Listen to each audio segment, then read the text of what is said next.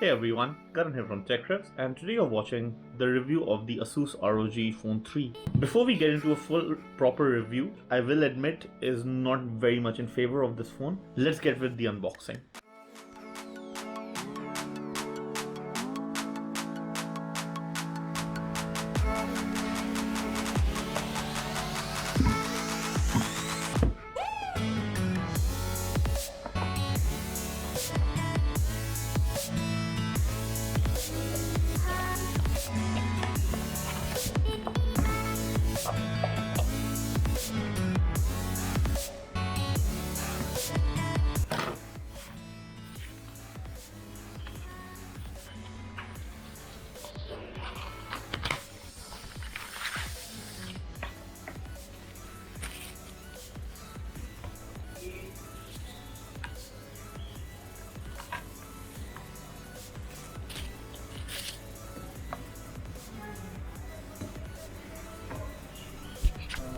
Now that we have the unboxing out of the way, let's look at the build quality first. Every aspect that I'm going to talk about this phone, besides one, that is performance, has going to have two sides to it, a positive and a negative. So starting with the build quality, the phone feels amazing to hold. It feels really solid. It's got a good heft to it because of the it's got a good size screen, 6.65-inch screen. And it feels a very beautifully built phone with good metallic chamfers, edges, and nice red button over here, the ROG button, with a USB-C port over here. Now, this looks good, this feels great, it's got a Gorilla Glass screen. Now there are some negatives to this build quality. It doesn't support water resistance or water repellent or in any form of water protection for your phone. Because of the build, my hand, it's actually quite a huge hand, but it feels really big. This phone feels really big even when holding. It is not meant for a single hand operation, no matter what you do. It has got no water resistance, like I already said. It's got these bezels, making it look very old-fashioned, but then again, it isn't without its own function, which I'll come to later. So, a positive and a negative. Second, coming to its camera. Now what I like about this camera that it has over here, this is the proper 1, 2, 3. So there are 3 cameras over here. It can shoot up to 8K recording. Some of the features that it has is really good. It's got this, which is wide angle, and then regular angle. Coming to video, it can record 4K 60 or it can record up to 8K. So that's really great. Coming to its video, there is pro video. So for example, if I am wanting to take this, right? And if I want to take like a beauty shot or something, I mean, I want to take a really good opening set. So what I can do is, I can probably have it like this, and then slowly come into focus. So this gives you like some really good options to shoot, and this is all while you're recording. You can do all of this, which is something that is really good. So it has a lot of good features. It's got a lot of megapixels for some reason, but all of those don't exactly add up too much. I would say that camera is one of its more slightly weaker features. We covered build, we covered the camera. Now number 3, let's cover the screen itself. Now, coming to the screen, this is a 6.65-inch screen, the fastest screen that is out there. You can see I'm currently using it at 144 Hz. So it's one of the fastest screens in the market, and you can feel it when you're using it. No doubt you can feel it. There is without a doubt that this is one of the fastest phones. Gaming is such a pleasure. This is the only phone that I play games on, like even a little bit. I don't play that much mobile games, but then even slightly I play on this. Otherwise I don't play mobile games. Browsing using this phone is a treat and a pleasure, absolutely. Now, the drawback. The drawback is basically this. I'm going to show you something, and you'll get to know what do I mean by that.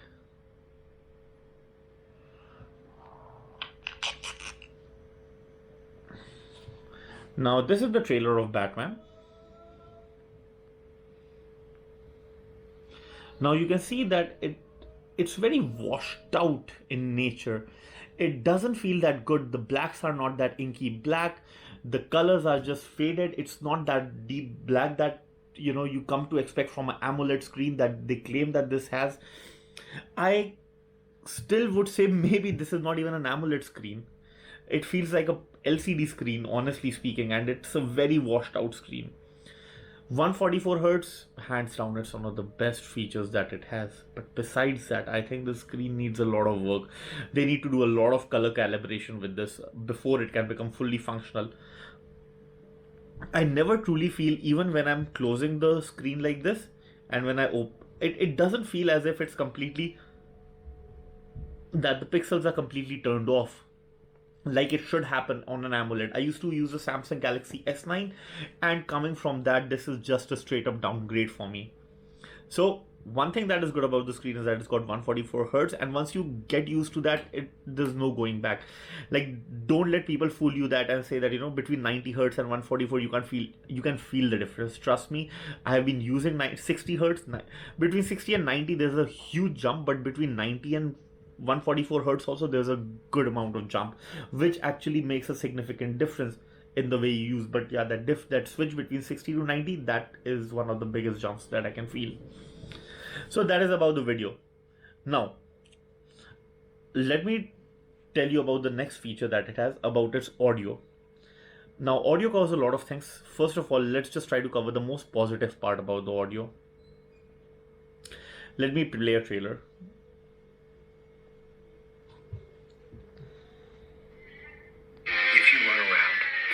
Righting wrongs all your life. That'll be your life. Look at me!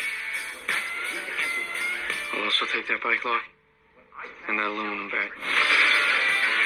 God, oh my baby! I'd like to return this back.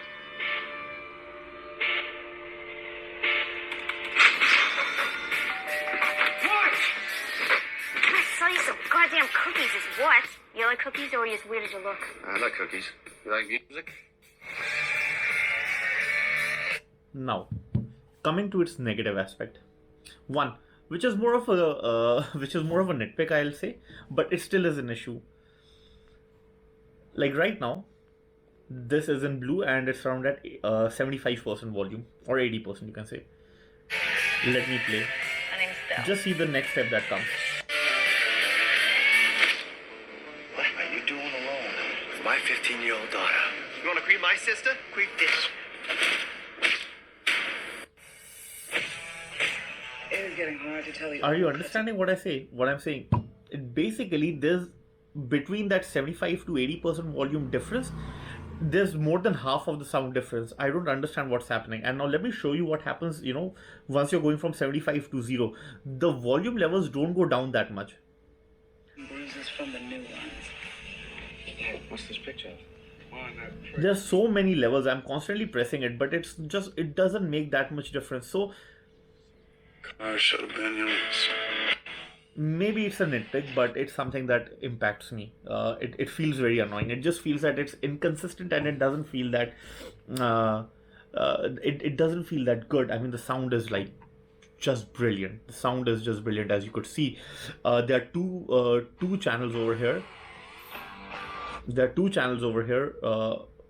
A 2.1 channel, basically like a 2.0 channel actually. So one here, and they act like amazing speakers. So yeah, that is hands down, I would say, really good. The speakers are the best I've ever heard ever in my life from a mobile phone. Now, coming to the next thing, the other problem that I have is it doesn't have a 3.5mm jack. Now, this is a gaming phone. Why would you stop that? Why would you not add? I understand that you have given us a connector from a USB-C, but everyone doesn't keep that always, and gamers are generally, generally I would say we might lose it. Let's put it more lightly, we might lose it. So that is one thing which is a drawback for me. No headphone jack and that weird volume leveler. So rest, but it's good. But then there are these niggling drawbacks for some reason. Third, weight. This is one of the heaviest phones I've ever used in my entire life. I don't know if there is a more heavier phone than this. If this was a Samsung phone, they might have fitted a 7 inch plus screen, but because of these bezels, which I agree are useful for playing games and for keeping these loudspeakers over here, I can understand, but still, I wish these bezels might not have been there. It would have given it a more 2020 look rather than this oldish 2019 look. Battery backup. Again, you get a 30-watt charger with this, as I showed you the brick during the unboxing. It takes around 1 hour 40 minutes for it to charge from zero, and on top of that, this gives you amazing battery life. So let me just show you. I've done few runs in my battery comparison. So here is one 20% battery at 90 hertz. So 90 hertz I was running at 20%, 7 hours 3 minutes, and 1 day 12 minutes, so 24 hours plus, and you still have 28% battery. Next, 9 hour 31 minutes screen on time, 24 hours, that means almost a day, 2% battery life. So you can expect close to 8 plus hours of battery life without any issue, of screen on time without any issue. If you will bring the response rate to 144 Hz, then you can expect the battery life to drop down to maybe 7 hours, 7 hours 15, 7 hours 20 minutes. But rest, it should be good. So battery life is great. I feel that, and and this is generally always on from my side. So whenever I'm using this, this will always be turned on with notification and everything else while I'm getting that sort of a battery. So that's just amazing. Let's do something that this phone was actually made for, which is gaming. So let's get on with that. Now, coming to the next thing, we are going to try out Bright Memory. It's a really good game and the graphics are really good. If you check left from here, there's a Game Genie app over here, and it locks the brightness. It tells you what frame rates you're getting, what is the temperature of the CPU, which is right now at 33 degrees. Your CPU is running at 2.07 gigahertz. And let's just see how does the game perform. It's going to perform really good, and I have both these buttons mapped over here, so it's very simple actually mapping the buttons. I'll just show you during let me just turn on the game first.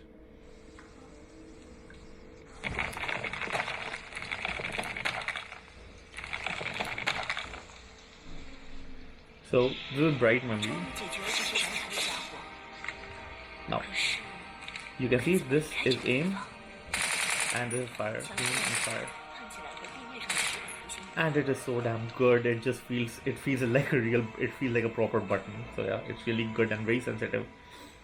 Now what you can do is you can go to air triggers, and like what I've done is, you can see I have mapped the blue to aim, and blue is basically, you can see over here, left, and this for right, and to both I have set it at tap.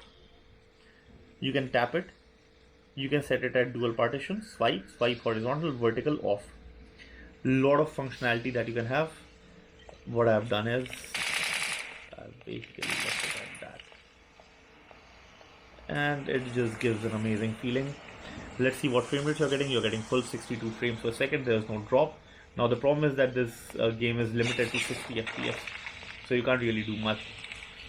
And the graphics are really good. No matter how much combat you get, this game stays very strong. Okay, let's get on to the next game then. Now this game that we are playing is called Oddmar. Let me bring the volume a bit down and let's click on play. Now this game runs at 144 Hz proper, and it doesn't dip below that. That's one of the better things about it, and it just looks so good. I'm surprised that it's it's a free game and it runs at, I'm surprised that it's a free game and they'll run it at this frame rate.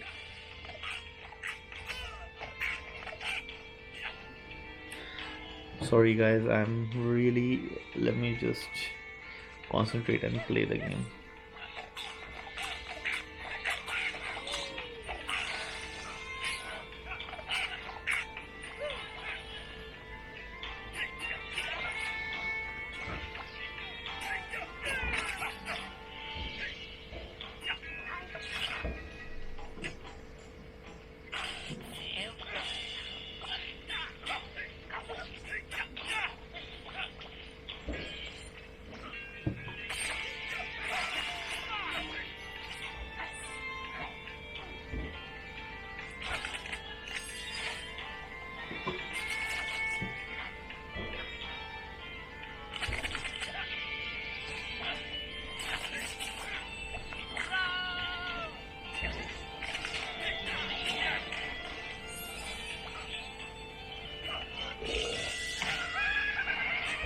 Okay, so this game feels really good.